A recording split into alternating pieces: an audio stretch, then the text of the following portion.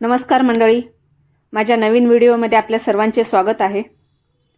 सध्या पावसाळ्याचे दिवस चालू आहेत आणि वातावरण अगदी प्रसन्न आहे। अशा प्रसन्न वातावरणात आज आम्ही महाराष्ट्रातील अहमदनगर जिल्ह्यातील पाथर्डी तालुक्यात असलेले मोहटा देवी या देवीचे दर्शन करण्यासाठी जात आहोत। हे एक जागृत देवस्थान असून नवसाला पावणारी देवी म्हणून प्रसिद्ध आहे। तर व्हिडिओ पूर्ण पहा आणि व्हिडिओ आवडल्यास लाईक, शेअर आणि सबस्क्राइब करायला विसरू नका। मोहटा देवीचं मंदिर पाथर्डी तालुक्यापासून 9 किलोमीटर अंतरावर आहे। हे मंदिर महाराष्ट्रातील देवीच्या मोठ्या मंदिरांपैकी एक आहे।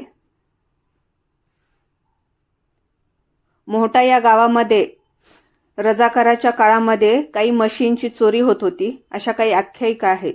त्यामुळे आजही या गावामध्ये दूध, दही, तूप वगैरे विकलं जात नाही।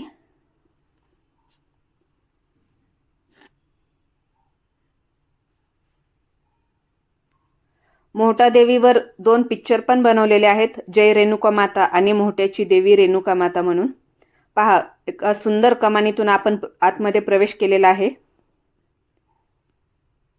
या कमानीपासून अगदी मंदिरात जवळच आहे, रस्ता अगदी चांगला आहे। मंदिर थोडं दिसायला पण सुरुवात झालेली आहे, कारण मंदिर अगदी डोंगरावर उंच आहे। वातावरण अतिशय सुंदर आहे। मध्येच थोडं ऊन पडतंय, मध्येच थोडं आभाळ पण येते, त्याच्यामुळे अगदी प्रसन्न वातावरण आहे। आणि सध्या काही सुट्ट्यांचे दिवस नसल्यामुळे जास्त गर्दी जाणवत नाहीये। नवरात्रामध्ये जास्त गर्दी असते इथे। मंदिर आपल्याला दिसायला सुरुवात झालेली आहे। खूप दुरून लोक येथे दर्शनासाठी येतात आणि आपला नवस पूर्ण करतात। मंदिराच्या पायथ्याशी आपल्याला भरपूर दुकाने पाहायला मिळत आहेत। या दुकानांमध्ये पूजेचे साहित्य आणि लहान मुलांच्या खेळणी वगैरे सामान मिळते। दुकानांची संख्या भरपूर आहे आणि मंदिर आपल्याला वरती छोटासा घाट चढून जायचं आहे। इथे आपल्याकडे 4 व्हीलर असेल तर त्याची एंट्री घ्यावी लागते आपल्याला, त्याचे 100 रुपये तिकीट आहे। मंदिरापर्यंत आपली गाडी चालली जाते, वरती पार्किंगची व्यवस्था आहे।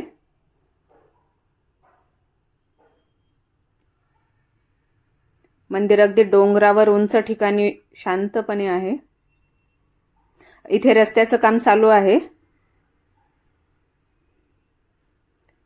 पहिला रस्ता जो आहे तो थोडा छोटा होता, आता रस्ता मोठा करत आहेत। आणि इथे पहिले जुनं आणि छोटं मंदिर होतं, परंतु नंतर हे तोडून खूप मोठं मंदिर बनवलेलं आहे। 10 एकर मध्ये पूर्ण मंदिर बनवलेलं आहे। मंदिर आणि तिथेच आपल्याला भक्तनिवास पण आहे, राहण्याची पण सोय आहे। जे भक्त दुरून येतात ते इथे मुक्कामी पण राहू शकतात। 250-300 रुपयांपासून रूम आहे आपल्याला। जास्त लोक असतील तर त्यांच्यासाठी हॉल पण आहेत।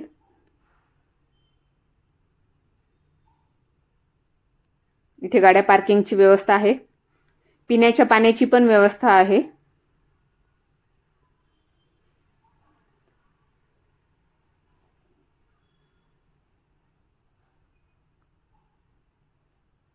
फायनली आपण मंदिराच्या इथे पोहोचलेले आहोत। आपल्याला जास्त चालत यायची गरज नाहीये। मंदिराचं बाहेरच्या साईडनी कलरचं काम चालू आहे। हा संपूर्ण मंदिराचा फोटो आहे। बाजूलाच भक्त निवास। पहा किती सुंदर मंदिर आहे। संपूर्ण 10 एकर मध्ये हे मंदिर आहे आणि अगदी उंच टेकडीवर असल्यामुळे खूपच सुंदर दिसत आहे। मंदिराच्या समोरच पहा, एक कुत्रा किती शांत झोपलेला आहे। वरतून ऊन आहे तरी पण तो अगदी शांत झोपलेला आहे। मंदिरामध्येच आपल्याला देवीच्या पूजेचे सामान मिळते, जे ओटी भरण्यासाठी आपल्याला लागते। हे सामान आम्हाला 100 रुपयामध्येच भेटलं, हे मंदिरातर्फेच आहे।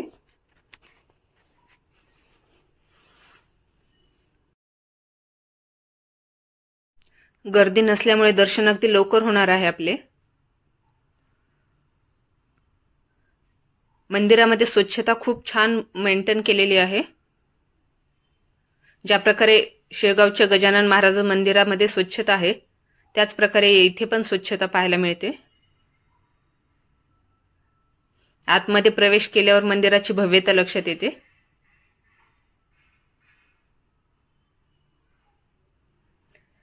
गणपती बाप्पा आणि दत्त दिगंबर महाराज.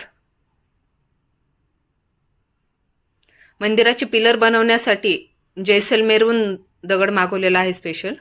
पहा किती भव्य पिलर बनवलेले आहेत.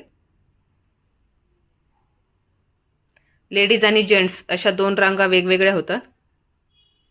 समोरच आपण वामनभाऊ महाराजांचा पुतळा पाहत आहोत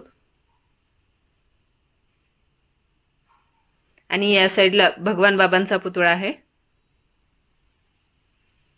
नवीन लग्न झालेले जोडी इथे दर्शनासाठी अवश्य येतात, देवीचा आशीर्वाद घेण्यासाठी. नवसाला पावणारी देवी म्हणून ही देवी सगळीकडे प्रसिद्ध आहे. सकाळी 5 ते रात्री 10 वाजेपर्यंत मंदिर भक्तांसाठी उघडे असते. मंदिरामध्ये छोटेसे महादेवाचे मंदिर आहे. आपण महादेवाचे पण दर्शन इथे घेऊ शकतो.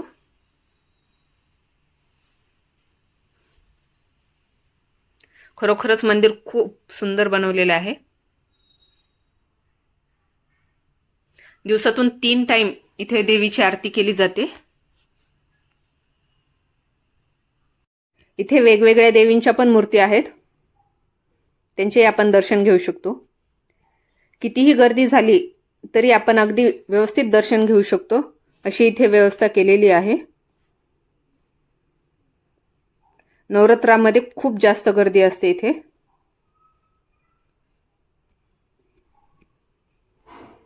हा भक्त निवासकडे जाण्याचा मार्ग आहे.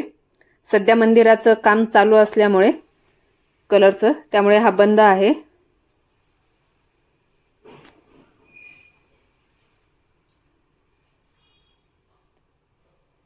मंदिराच्या आतमधले फोटो घेऊ देत नाहीयेत, जिथे देवी आहे तिथलचे.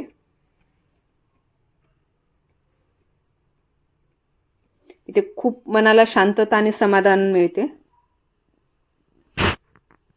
हा देवीचा मंडप आहे. समोरचा पहा किती सुंदर बनवलेला आहे. इथे लाईन मध्ये येऊन दर्शन घ्यावं लागतं. देवी माची वेगवेगळी रूप. जय देवी माता. मंदिराच्या बाहेरून लाकडं बांधलेले असल्यामुळे आम्हाला मंदिराच्या पाठीमागे जाता आलेले नाही दर्शनासाठी. मंदिराचं कळस आपण पाहू शकता.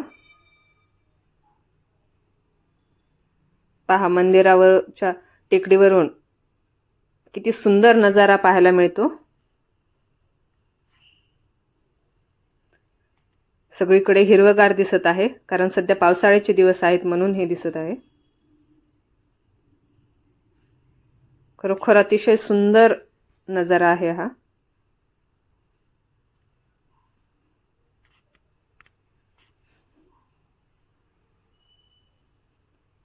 मंदिराची भिंत आपल्या लक्षात येईल की मंदिराची उंची किती आहे ते.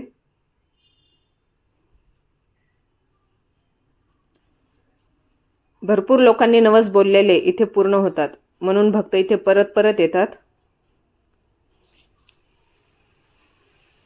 आणि म्हणूनच नवसाला पावणारी देवी म्हणून ही देवी सगळीकडे प्रसिद्ध आहे. पिलर पहा, ते बनवण्यासाठी आणि ठेवण्यासाठी खूप मेहनत घ्यावी लागलेली आहे.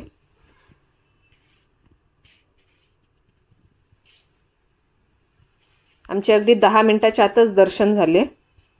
आपल्याला हा व्हिडिओ कसा वाटला ते नक्की सांगा आणि तुम्ही इथे येऊन दर्शन घ्या.